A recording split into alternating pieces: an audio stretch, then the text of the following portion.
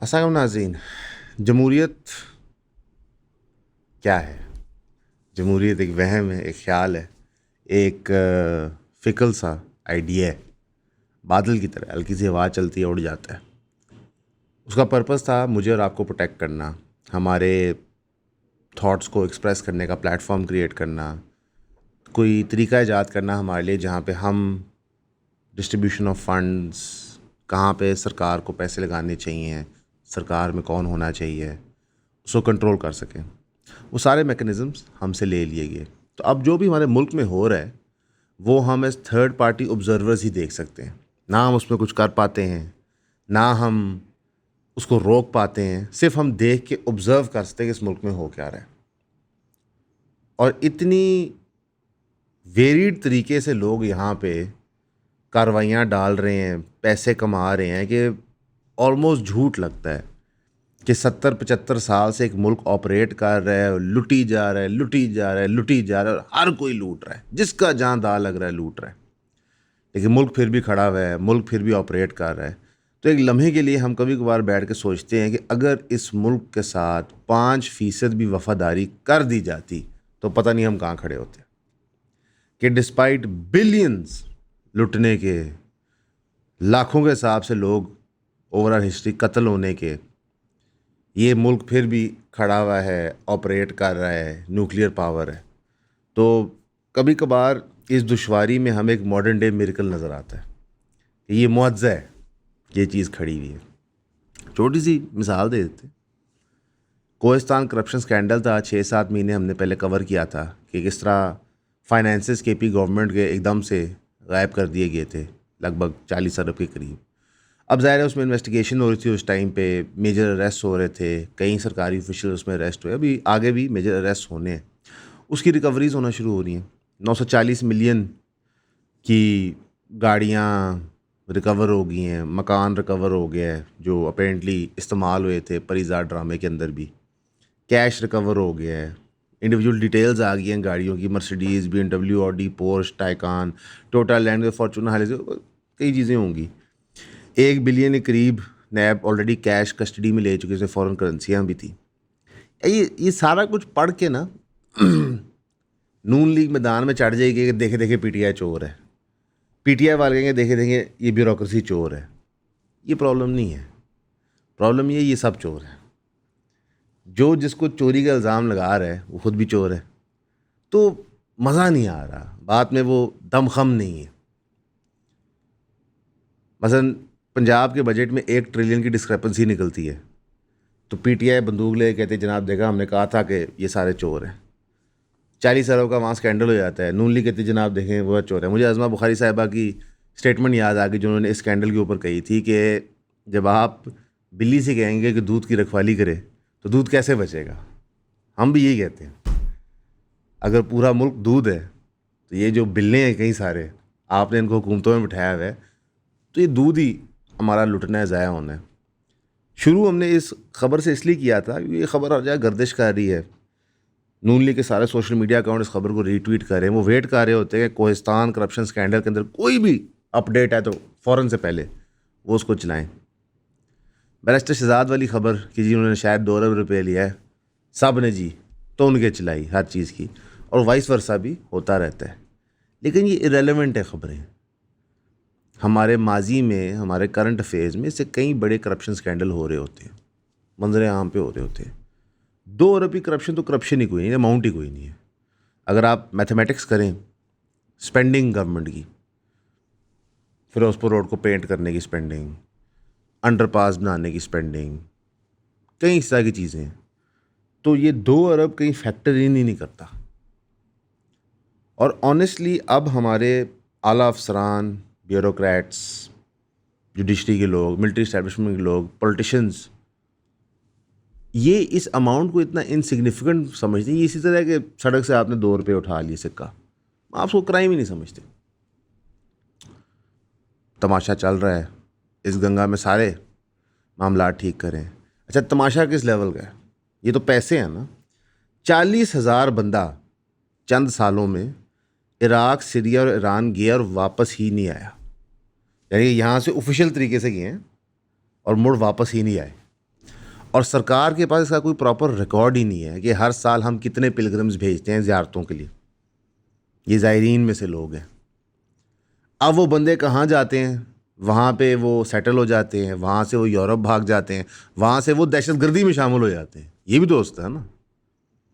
तो जिस मुल्क को यही नहीं पता कि चंद सालों में 40,000 बंदा कहाँ गया है, वो क्या जवाब देगा। मसलन मिसिंग पर्सनस का शोर हम भी मचाते हैं कि जनाब लोग मिसिंग हो रहे हैं।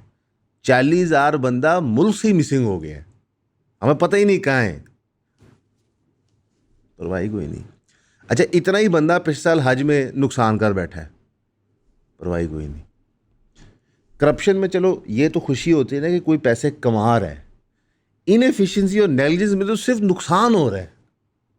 मिसाल के तौर पे जब 65,000 60,000 हाजियों के साथ वो ज़्यादती हुई तो वो एक इनएफिशिएंसी थी, हाजियों को नुकसान हो गया, किसी पर्टिकुलर अफसर को ज़ाती फ़ायदा नहीं हुआ। करप्शन के केस में जो कम से कम उस अफसर को तो फ़ायदा हो रहा था, बंदा कहता चलो मुल्क में किसी की तो तरक्की हो रही है, कोई तो चलो बड़ी गाड़ी ले लेगा, बड़ा मकान बना लेगा, लेकिन यहाँ वो भी नहीं होता। सबसे पहले आप सबका बहुत शुक्रिया हमें सब्सक्राइब करने के लिए। जिन जिन दोस्तों ने हमारी फैमिली में शामिल हुए 3000 की सब्सक्रिप्शन लेके, काइंडली हमें व्हाट्सएप किया करें ताकि हमें पता हो कि हमने किस ग्रुप में ऐड करना है। वैसे जो आप सब्सक्राइब कर रहे हैं इसके लिए आपको 12 वीडियोस हर महीने मिलेंगे जो प्राइवेट वीडियोस होंगी, यानी कि वो कंटेंट किसी ने ना पहले देखा होगा ना वो कभी किसी मेन चैनल पे अपलोड होगा, वो सिर्फ आपके कंजम्पशन के लिए होगा जो 3000 की सब्सक्रिप्शन पे कर रहे हैं। अब वो कंटेंट होगा क्या, उसमें आपको लाइफ स्टोरीज पता चलेंगी, कुछ फिलोसॉफिकल आइडियाज़ डिस्कस होंगे, कुछ पर्टिकुलर इंसिडेंट्स होते हैं जिसकी वजह से चैनल्स डिमोनेटाइज हो जाते हैं, वो ग्रेट डिटेल में डिस्कस होंगे, कुछ आपके साथ कंटेंट शेयर किया जाएगा जो अवेलेबल नहीं है आम पब्लिक को और जो पब्लिकली उस तरह शेयर भी नहीं हो सकता। मोस्टली चीज़ें एजुकेशन रिलेटेड होंगी, हर चीज़ का कोई लेसन होगा पीछे, लेकिन ज़्यादा से ज़्यादा इसको आप सब्सक्राइब करें ताकि आप हमारे काम को सपोर्ट कर सकें। तो प्लीज़ हमें सब्सक्राइब करें, 3000 रुपीज़ भेजें, व्हाट्सएप करें और ईऑन फैमिली का हिस्सा बनें। Thank you. अब इस सारे पैराडाइम में जहाँ पे हमने आपको बैठे बैठे एक 40 अरब का स्कैंडल और 40,000 बंदों के गायब होने का स्कैंडल बता दिया है, क्रिटिकल न्यूज़ किया है, जिसपे बिल्कुल ईगल आई विजन है, हर कोई वीलॉग बना रहा है कि अलीमा खान साहिबा को NCCIA ने समन कर लिया है anti state social media campaign चलाने के लिए।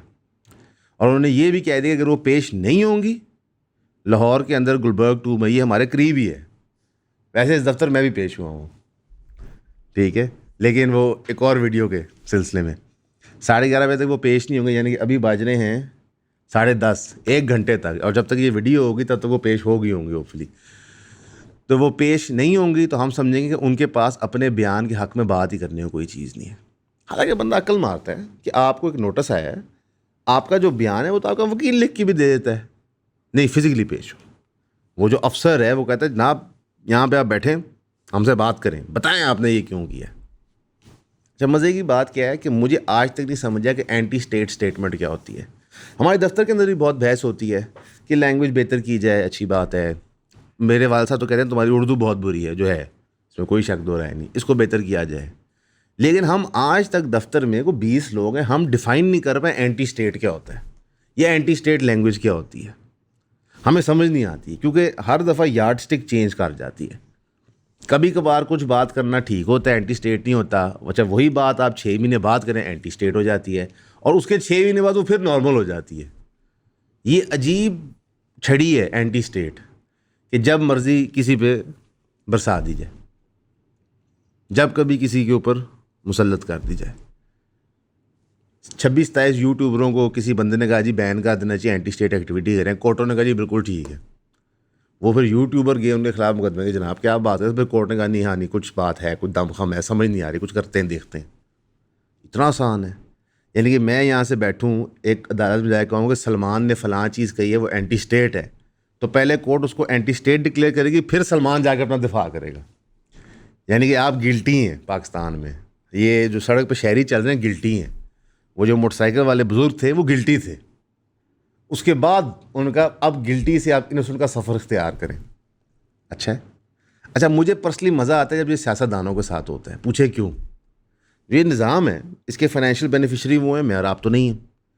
तो जो फाइनेंशियल बेनिफिशियरी होता है, जिसको अरबों रुपए मिल रहे होते हैं, तो उसके ऊपर कोई प्रॉब्लम है तो समझ आता है, वो उन्हीं पैसों से दिफा कर लेता है। जब ये प्रॉब्लम मेरे और आपके ऊपर आता है ना, हम किस पैसे से दिफा करेंगे? मसलन कि शहजाद गियास के ऊपर मारिया बी ने मुकदमा किया, शहजाद गियास साहब की चीखें निकल गई। जाहिर है, आप वकील करते हैं, पैसे लगते हैं, आप पेशियाँ भुगलते हैं, पैसे लगते हैं, और अगर किसी और शहर में तो और भी ज़्यादा खर्चा होता है। लेकिन अगर यही शहजाद गियास मसाला को पॉलिटिशियन होता, करप्शन की होती, तो ठीक, केस भुगतेंगे, कोई दिक्कत नहीं। अब इमरान खान साहब पे 200+ मुकदमे हो गए हैं, वकील उसमें फ्री ऑफ कॉस्ट पेश करते हैं। अल्लाह माफ़ करे, एक बंदे पे 4 मुकदमे हो जाए, उसका तो करोड़ रुपया साल का लग गया उन मुकदमों को डिफेंड करते हो, कहाँ से लाएगा? तो जब हम पीका एक्ट बनाते हैं, जिसके तहत बहुत सारी कार्रवाई डाल रही होती है, जब हम 26वीं यानी तरमीम करते हैं जुडिशरी को मैनिपुलेट करने के लिए, तो हम कर रहे होते हैं सियासी इंतकाम लेने के लिए, सियासतदानों की तिबरी टाइट करने के लिए। लेकिन जो बाकी 25 करोड़ अवाम है, उसको हम वनरेबल कर देते हैं, क्योंकि वो कानून उनके ख़िलाफ़ भी इस्तेमाल हो सकता है, वो कानून अब्यूज़ होता है उनके ख़िलाफ़। CCD बना दी कि जनाब ड्रग पेडलर्स को, सप्लायर्स को हमने कत्ल कर देना है, बड़ी अच्छी बात है। ऑन एवरेज CCD दिल्ली के 30 को बंदे पूरे ज़िलों के मिला के फड़का रही है, क्रिमिनल है। आज से 6 महीने बाद जब ये क्रिमिनल कम हो जाएंगे और CCD के नंबर गिनना शुरू होंगे, फिर CCD क्या करेगी? आपका क्या ख्याल है करेगी? क्यों? ज़ाहिर है उस नंबर की परफॉर्मेंस के बेस पे उनकी फंडिंग हो रही है, उनकी वाह हो रही है, पॉडकास्टर उनको बुला बुला के इंटरव्यू कर रहे हैं। मुझे तो अफसोस हो रहा है, एक को तो मैं जानता भी, जाहिर तौर जो बड़ी तारीफ़ कर रहा था, उसको मैं फ़ोन करूँगा, मम्मा की कर रहे हैं तू? क्या करेंगे फिर? वो वही करेंगे जो 90s में हुआ था, फर्जी लोग मारेंगे। जिस बंदे का कनेक्शन नहीं होगा उस केस से, वो एक बंदा होगा मोबाइल थीफ है, उसको कहेंगे जनाब ये ड्रग पेडलर, उसको ठोक देंगे। अच्छा, ये कोई चीज़ नई नहीं होगी, मतलब आप कहेंगे ये पहली दफ़ा हो गया, नहीं, ये लिटरली हिस्ट्री रिपीट हो रही है। बस हमारे वालिद वालदा जब जवान थे 90s में, तो उन्होंने ये फ़र्स्ट हैंड देखा था। जो क्राइम रिपोर्टर होते थे अखबारों के, वो ये लिखते थे, बताते थे। और मज़े की बात क्या है, वो रिटायर्ड बहुत सारे पुलिस अफसरान अब जब अपनी किताबें लिखती हैं तो उसमें वो खुद बताते हैं कि जनाब हम इनकाउंटर इस तरह करते थे कि बंदे ने 6 तारीख को रिलीज़ होना है 12 बजे जेल से, कैद से, तो 6:01 पे हम उसका इस्तकबाल करते थे, बाहर गाड़ी में बिठाते थे, और 7 बजे टिकर चल जाता था पुलिस लाइन के ऊपर कि वो फलां बंदा मुकाबले में मारा गया, और सोने पे सुहागा, फिर तमगे देते हैं एक दूसरे को। और ये सारा कुछ मरीम नवाज़ साहिबा जो पहली दफ़ा चीफ मिनिस्टर बनी हैं, जिनकी पॉलिटिकल मकबूलियत बहुत नीचे हैं, वो कोशिश करें ये मकबूलियत ऊपर जाए, उनके दौर में हो रहा है। इससे ज़ाहिर होता है कि मरीम साहिबा अभी भी 90s में ज़िंदा रह रही हैं। अक्सर जो बड़ी उम्र के लोग होते हैं ना, वो एक माजी में फंसे होते हैं। तार साहब अक्सर बातें करते हैं कि 70 में ऐसे होता था, 80 में ऐसा था, वक्त कितने अच्छे होते थे, अब वक्त बड़े डिफरेंट हो गए। मैं इत्तेफाक करता हूँ, शायद 70 और 80 में वक्त बड़ा अच्छा होता होगा, मसला है कि हम 25 में रहते हैं, तो आज के मुताबिक हमें चीज़ें करनी होंगी। तो मरीम नवाज़ साहिबा भी शायद प्री मुशर्रफ एरा में बैठी हुई हैं, वो ये अंडरस्टैंड नहीं करवा रही कि यार आप CM हैं 2025 में, आप पंजाब को 1990 से वापस नहीं लेके जा सकते। बुज़दार का प्रॉब्लम ही ये था कि पता नहीं वो कौन से दकियानूसी सोच का आदमी था जो वो सूबे को बिल्कुल स्टैंड स्टिल पे ले आया था। मरीम नवाज़ साहिबा सूबे की एक तरफ से डेवलपमेंट के काम कर रही हैं, दूसरी तरफ से बंदों का सफाया का काम कर रही हैं। चल रहा है जी, अच्छी बात है। इस सब के अंदर PTI को जब इंटरनली कोई जगह नहीं मिल रही, जब उनकी पार्टी में स्प्लिंटर्स बन गए हैं, तो जुल्फ़ी बुखारी साहब ने अमेरिका के अंदर, वही अमेरिका जिसने साजिश की थी इमरान खान को निकालने की, वहाँ पे जाके एक US पैनल के सामने बताया ह्यूमन राइट्स वायलेशंस क्या हो रही है यहाँ पे। और PTI इसको ऐसे सेलिब्रेट कर रही है कि पाकिस्तान की हिस्ट्री में ये नहीं हुआ। 1947 से लेके 2025 तक पाकिस्तान में जो ह्यूमन राइट्स वायलेशन हुई है, पूरी दुनिया को पता है, पूरी दुनिया को पता है। किसी ने एक सूतर एफर्ट नहीं की वो ख़त्म करने के लिए। क्यों? क्योंकि हम वेस्टर्न हेजेमॉन के प्लान के साथ अलाइंड होते हैं। बहरहाल जुल्फ़ी भाई साहब ने ये किया, और सबसे इंटरेस्टिंग खबर इसमें ये नहीं निकली कि यहाँ पे पाकिस्तान की रियासत हिल गई, अमेरिका ने पाकिस्तान पे चढ़ाई कर दी कि तुम ह्यूमन राइट्स वायलेशन क्यों कर रहे हो। सबसे इंटरेस्टिंग खबर ये निकली कि जुल्फी बुखारी साहब के खिलाफ किसी पीटीआई के मेंबर ने ईमेल कर दी उस कमेटी को कि जनाब आप जुल्फी बुखारी को पेश ना होने दें, जब इमरान खान साहब के बच्चे अगले हफ्ते आएंगे अमेरिका तो आप उनको पेश करवाएं। इस पर शहबाज गिल ने भी रिपोर्ट की, इमरान रियाज खान ने भी रिपोर्ट की, मंसूर अली खान साहब ने भी की, मुनीर फारूक साहब ने भी की, इन सब ने रिपोर्ट की।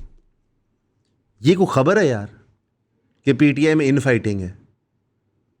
मगर ये कुछ चीज़ है? मैं वेट करूँगा उस दिन जब आम आवाम के आम इश्यूज़ की बात हो। इमरान रियाज खान ने अपने वीलॉ में कुछ दिन पहले सर्वे करवाया था जो पीटीआई ओरिएंटेड था। मंसूर अली खान साहब महंगाई पे रिपोर्ट कर देंगे, जनाब ये चीज़ महंगी होगी, ये चीज़ सस्ती होगी। मुनीर फारूक साहब तो अक्सर इस चीज़ की बात ही नहीं करते। वो तो पिछले साल से कह रहे हैं इकोनॉमिक रिवाइवल हो रहा है पाकिस्तान का। कहाँ हो रहा है पता नहीं। पता नहीं ये कोई इकॉनमी है जो किसी बंद कमरे में उन्होंने रखी हुई है, इसको हम पाल पोस के बड़ा कर रहे हैं, एक दफ़ा ही हम आवाम पे छोड़ेंगे। लेकिन कोई हमारा मेट्रिक ठीक नहीं लग रहा है इस वक्त। मामलात काफ़ी मुश्किल हैं। और जिस जमात ने जमहूरियत का बैनर उठाना था वो केपी के सेनेट के इलेक्शन फिक्स कर रही है कि 6 हमारे 5 तुम्हारे। ये वही अली मीन गंडापुर साहब हैं, ये वही केपी की गवर्नमेंट है जिसने इनकलाब भरपा करना है 5 अगस्त को।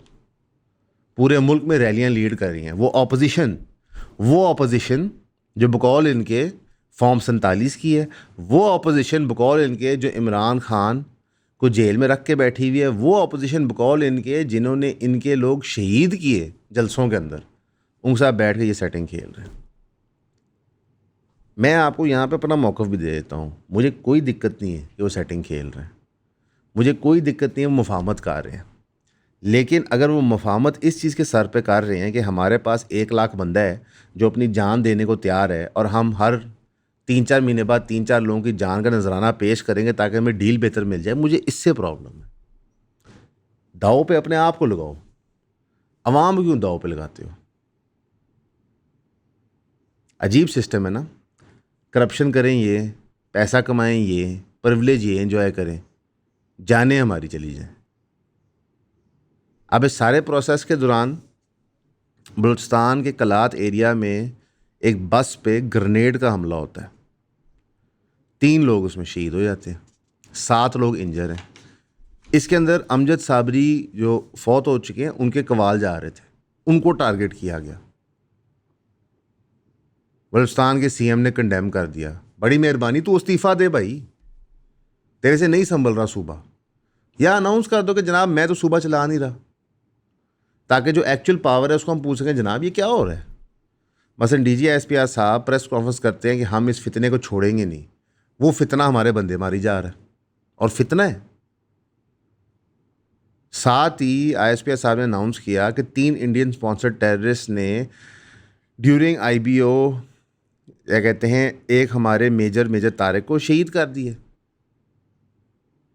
मुझे नहीं समझ आ रही कि हम क्या चाह रहे हैं उस एरिया से, क्योंकि उस एरिया में 2 तरीके हैं, 2 नहीं आंसर है, 3 है। एक पॉलिटिकल क्लास है, एक मारंग बलोच ये ह्यूमन राइट्स वायलेशंस वाली क्लास है, और एक टेररिस्ट है। हम सिर्फ और सिर्फ पॉलिटिकल क्लास के एक मखसूस तबके से बात करने को तैयार हैं। टेररिस्ट को आप तोड़ के रखें, आपके साथ हैं इंशाअल्लाह ताला, लेकिन जो उनकी एक सोशल क्लास है उसको तो इंगेज करें, क्योंकि ये टेररिस्ट उनमें सिंपथी बनवाते हैं। जब मिसाल के तौर पे इस वक्त 50 से करीब लोग इस्लामाबाद आए हुए हैं बलोच मिसिंग पर्सनस के लवाकिन अपनी बॉडीज़ डिमांड करने, पूछने उनके बच्चे बच्चियाँ वालदैन कहाँ पे हैं। जब आप इनको इंगेज नहीं करते कॉन्वर्सेशन में, डायलॉग में, इनके लिए रूम नहीं बनाते, तो BLA आके फिर इनके दिमाग और ब्रेन वॉश करता है। घर का फ़र्द जब नाराज़ हो तो तब दुश्मन आके उसको पुट्ठी मत देता है, तो घर के फ़र्द को बंदा सीने से जोड़ के रखता है। हम ये नहीं करते, हम इन सब को क्लम्प करते हैं इकट्ठे। एमनेस्टी इंटरनेशनल ने तो अब ये भी कह दिया कि जनाब ये जो 5-6 आपने ह्यूमन राइट्स पे आवाज़ उठाने वाले लोग पकड़े हुए हैं बलोच, इनको आप रिलीज़ करें, क्योंकि हम इस गेम को समझ नहीं पा रहे। जब ये गेम इंडिया के ख़िलाफ़ होती है तो हम पूरी समझते हैं, soft power hard power, but for some reason Balochistan के टेररिस्ट के ख़िलाफ़ हम ये नहीं समझते। कि हम खुद इनको बंदे तैयार करके दे रहे होते हैं कि जनाब शामिल हो जाएं, और ये हम नादानिस्ता तौर पे करते हैं, बैड पॉलिसी मेकिंग की वजह से करते हैं। तो जो करंट सिचुएशन है पॉलिटिक्स के हवाले से, फ्रीडम ऑफ स्पीच के हवाले से, रूल ऑफ लॉ के हवाले से, सब कुछ ही इन क्वेश्चन है। और ये तीनों चीज़ें ठीक होना क्रिटिकल है इकोनॉमिक रिवाइवल के लिए, जो हमारे से हो नहीं पा रहा। हम शुगर प्राइस कंट्रोल करने के लिए मूव बनाते हैं कि हम शुगर इंपोर्ट करेंगे, उस पर ड्यूटीज़ वे ऑफ करेंगे। IMF कहता है सोचना भी मत। अब हम शुगर प्राइस कैसे कंट्रोल करेंगे? सब्सिडी देनी पड़ेगी, IMF वो मना कर देगा। मज़े की बात है, सब्सिडी देंगे कहाँ से? पैसे नहीं हमारे पास। अच्छा, सब्सिडी हम देंगे भी तो फिर जो हम उसके एवज लोन उठाएंगे वो तो किसी ने पे ऑफ करना होगा। तो बिल्कुल रॉक एंड हार्ड प्लेस में हम फंस चुके हैं। और कोई भी पॉलिसी बाज़ार ऐसी नज़र नहीं आती जो आप कहें कि सरकार को इस दलदल से निकालेगी। अभी एक खुशखबरी सामने आई है कि इंग्लैंड ने अपने लिए फ़्लाइट्स खोल दी हैं पाकिस्तान की, यानी कि पाकिस्तानी एयरलाइंस अब वहाँ पे जा सकती हैं और इंडिविजुअल कंपनी से लाइसेंसेस अप्लाई करने के। भाई लेट से अगर PIA का रिस्पॉन्स ठीक नहीं है, PIA बैन होगा तो सारे बैन नहीं होंगे, बाकी आप मामला जारी रख सकते हैं। बाज़ार तो ये अच्छी बात है कि डायरेक्ट फ़्लाइट्स होंगी, पैसा मुल्क के अंदर आएगा, हर चीज़ होगी, लेकिन एक छोटी सी बारीक सी एक डेंजर की किरण है, मैं आपको भी बता देता हूँ वो क्या है। PIA हो रही है प्राइवेटाइज। अभी जब टाइम है PIA का पैसे कमाने का और उसके सारे आप कह लो फैक्टर्स बेहतर हो रहे हैं, उसके लिए ग्राउंड बनाया जा रहा है कि वो पैसे कमाए, उसको उठा के हम बेच देंगे। यानी कि बकरा है, हमने उसको पाल पोस के बड़ा किया है, जब उसका बकरी है, जब उसके बच्चे का टाइम आया, जो असली कमाई होता है, हम उठा के उसको बेच देंगे और जो पैसा हम जनरेट करेंगे वो हमारी डेट सर्विसिंग के अंदर चला जाएगा। और जो PIA का डेट है वो ऑलरेडी हम आवाम को पास ऑफ कर चुके हैं। ये तुम दोगे, जब हम कंपनी बेचेंगे तो ये विद प्रॉफिट हम किसी को बेचेंगे। बहुत सारे लोग PIA में बिलीव करते हैं, इस पर वो इंटरव्यूज़ एपिसोड्स भी कहते हैं कि PIA की रिकवरी हो सकती है, कोई बड़ी बात नहीं, एज लॉन्ग एज के जो फैसिलिटीज़ सरकार प्राइवेट कंपनी को देने को तैयार है वो PIA को दे दे। यानी कि PIA का डेट उठा के किसी और खाते में डाल दे। अगर PIA का डेट अवाम ऑफ पाकिस्तान नहीं देना है, अगर ये फैसला हो गया, बड़ों ने कर दिया कि जनाब नहीं ये तुसा ही देना है, तो फिर PIA की जितनी खुशखबरियाँ हैं वो नेशनलाइज्ड एयरलाइन के अंदर रहने दो और उसको चलाओ। नहीं, क्योंकि हमने फैसला कर लिया है कि हमने प्राइवेटाइज़ करना है। अच्छा, कुछ हमारे दिमाग का फितूर था, कुछ IMF का प्रेशर है कि जनाब एसेट्स प्राइवेटाइज़ करो। पता नहीं रूजवेल्ट होटल पे किसकी नज़र है जो इंसिस्ट करी जा रहा है कि प्राइवेटाइज़ करो। इंटरनेशनली भी मामला को इतने ठीक नहीं है। सीरिया के अंदर HTS की हुकूमत आती है, रशिया और ईरान बैक्ड प्रॉक्सी ऑफ बशार ख़त्म होती है, टर्की, अमेरिका, सऊदी अरेबिया इसको सेलिब्रेट करते हैं, लेकिन इसराइल सेटिस्फाइड नहीं है। वो कभी द्रूस को कहता है जनाब तुम चार दौड़ो स्टेट के ऊपर, वो कभी डायरेक्टली मिसाइल फेंक देता है, HTS स्क्रैम्बल कर रहा है, सीरिया के लीडर को समझ नहीं आ रहा वो क्या करे। अब उन्होंने द्रूस के साथ तो सीज़ फायर कर ली है, और वो भी द्रूस के एक सेक्शन के साथ। एक सेक्शन अभी भी है जो छुप के वीडियोज़ रिलीज़ करेगा, जनाब हम ये कर देंगे सरकार को, हम वो कर देंगे सरकार को, लेकिन इसराइल बमबारी अपनी सेपरेट जारी रख रहा है। और ये कोई नहीं कि मकबूजा इलाकों में हो रही है, ये मेन डमेस्कस के अंदर हो रही है, कैपिटल में। रिस्पॉन्स क्या है HTS का? वो कहते हैं कि जनाब द्रूस के साथ हमारा सीज़ फायर हो गया है, अगर उन्होंने दोबारा जंग शुरू की या दोबारा अटैक किया या कुछ भी किया तो फिर ख़त्म हम इसको करेंगे। क्या ख़त्म करोगे? सीरिया का पहले दिन से हम आपको कह रहे हैं कि जनाब बिल्कुल कच्ची टांगों पे है, अमान और साथ की बात ना मानना। वो एक पता नहीं किस लेवल ऑफ गलूव में चले गए हैं कि नहीं वो पता नहीं वहाँ से क्या हो जाना है। ईरान जो इन सब में से मिलिटरीली सबसे स्ट्रॉन्ग है, जिसका सबसे ज़्यादा स्ट्रॉन्ग रिस्पॉन्स है, उसकी 11-12 दिन की वॉर का आउटकम आपने ऑब्ज़र्व कर लिया। तो सीरिया के पास तो इस तरह की ऑप्शन है ही नहीं। सीरिया ने इस राउंड ऑफ कॉन्फ्लिक्ट के अंदर शुक्रिया किसका अदा किया by the way? Turkey, Saudi Arabia और अमेरिका। तो इसराइल की जो एक जहारियत और बर्बरियत है और जिस लेवल ऑफ स्टुपिडिटी भी वो उतर आए हैं, जो उन्होंने न्यू नॉर्मल्स इस्टेब्लिश कर दिए हैं, तो nobody is safe in that region. कभी भी किसी पे भी बम मुसल्लत हो सकता है। इन अ नटशेल, इमरान खान साहब ने कहा कि अब इन फाइटिंग नहीं होनी चाहिए। उसके 24 घंटे बाद जुल्फ़ी बुखारी की ये ख़बर आ जाती कि उनको रोकने के लिए PTI के अपने बंदों ने ईमेल लिखी थी। पीटीआई की इन फाइटिंग केपी गवर्नमेंट के साथ ख़त्म नहीं हुई। केपी गवर्नमेंट जो उनकी मेन पावर होल्डर है करंटली, जिसके पास सबसे ज़्यादा पावर है रियासत की, उसने सेटिंग बना ली सेनेट के अंदर। तो जमहूरियत तो रिवाइव होते नज़र नहीं आ रही। बाकी ये जो लोग आपको जमहूरियत के लिए मोटिवेट करें कि जानों के नजराने पेश करें, इनसे कहेंगे पहले इंटरनल जमहूरियत कर लें। ज़रा पीटीआई के अंदर इलेक्शन तो करवा लें विद इन पार्टी। खान साहब जेल में ना, कोई दिक्कत नहीं, आप पार्टी के अंदर इलेक्शन करवा दें। Let the party members decide party को लीड कौन करेगा। ठीक है, आपने जो कैंडिडेट्स हैं नॉमिनेशन के, वो इमरान खान से अप्रूव करवा लें। तो ये 10 लोग हैं, इनका हम इलेक्शन करवाने लगे प्रेसिडेंट का, ताकि कम से कम की पार्टी एक तो हो सके।